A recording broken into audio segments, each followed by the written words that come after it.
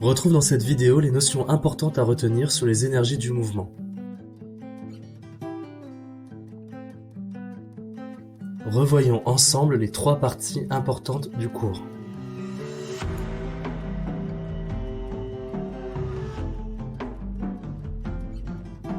L'énergie potentielle de pesanteur, aussi appelée énergie de position, dépend de la masse, de la hauteur, mais aussi de l'intensité de pesanteur de l'astre sur lequel l'objet se trouve.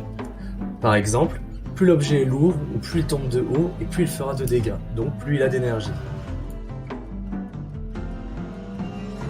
Dans le cas de ce parachutiste qui pèse 80 kg et qui saute d'une hauteur de 1 km, sachant que l'astre sur lequel il se trouve est la Terre, en appliquant la formule de l'énergie potentielle de pesanteur et en faisant bien attention aux unités, on trouve une énergie de 800 000 joules.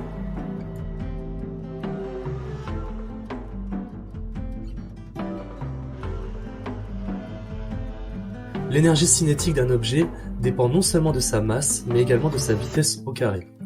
En effet, plus la masse de celui-ci et sa vitesse seront grandes et importantes, et plus l'objet possédera d'énergie.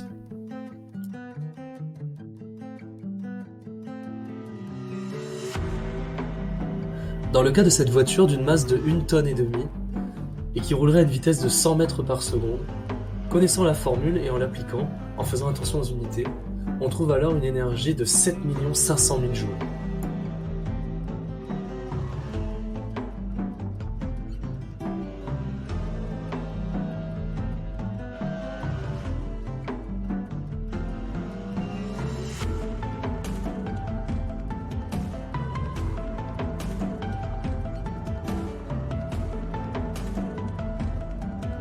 Lorsqu'on regarde les 3 énergies de plus près, on remarque que lorsque l'énergie potentielle de pesanteur est au maximum, l'énergie cinétique est à son minimum. Puis, au cours du mouvement, l'énergie potentielle de pesanteur se transforme en énergie cinétique petit à petit. Elle atteint alors son minimum lorsque l'énergie cinétique est au maximum. On rappelle que l'énergie mécanique est égale à la somme de l'énergie cinétique et de l'énergie potentielle de pesanteur. On remarque alors que sur le graphique, que l'énergie mécanique ne change pas. En effet, dans un système idéal sans frottement, l'énergie mécanique se conserve, c'est-à-dire qu'elle ne diminue pas au fil du temps. On retiendra qu'un objet possède à la fois de l'énergie potentielle de pesanteur, donnée par cette formule, et de l'énergie cinétique, due à son mouvement et sa vitesse, donnée par cette formule. La somme de ces 2 énergies correspond à l'énergie mécanique qui se conserve lorsqu'un objet n'est pas soumis à des frottements.